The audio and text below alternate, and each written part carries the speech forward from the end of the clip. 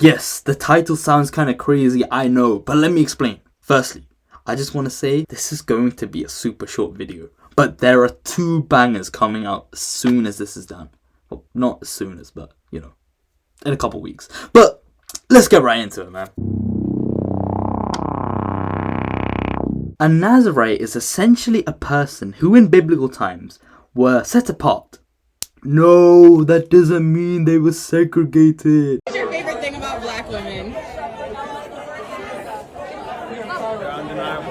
Yes. It's more like they lived a monk type of lifestyle. Now, there are 2 kinds of Nazarites. There's the ones who had a little midlife crisis and decided it's time to lock in and delete Instagram and become Nazarites. And then there's the cool ones, the ones who were Nazarites from birth. For example, we have Samson.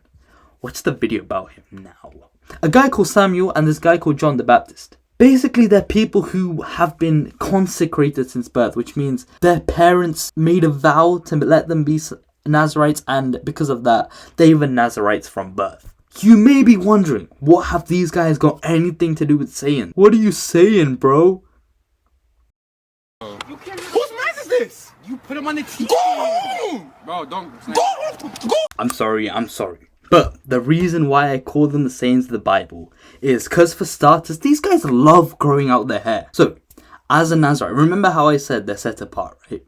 They, especially if you're born as one, you've been consecrated from birth. So that means you can never cut your hair. It's basically meant to be like a symbol of dedication and commitment. And it can also be seen as a source of physical power, as seen as Samson. Now, who else has a big thing for having long hair which transforms based on how strong you are? Yes, the Saiyans! See, I'm not crazy. Secondly, it's what happens when you break the oath. When Samson lost his dreads, he instantly lost all his power. Similar to how Saiyans, when, you know, they do something that hurts their Saiyan pride, they get weaker. Stay with me, I'm not reaching. This is a valid comparison. We know this.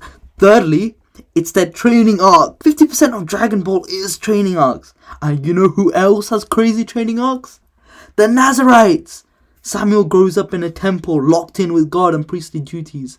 John the Baptist lives most of his life in the wilderness, eating locusts and wild honey. They're all locked in.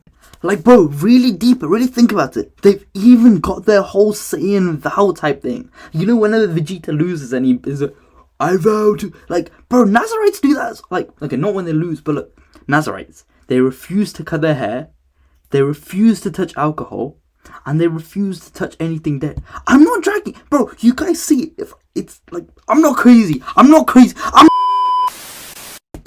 Thanks for watching, guys. I hope you guys enjoyed it. And I know it's a little shorter than usual, but bro, trust me, the next 2 videos I've got planned are gonna be so beautiful.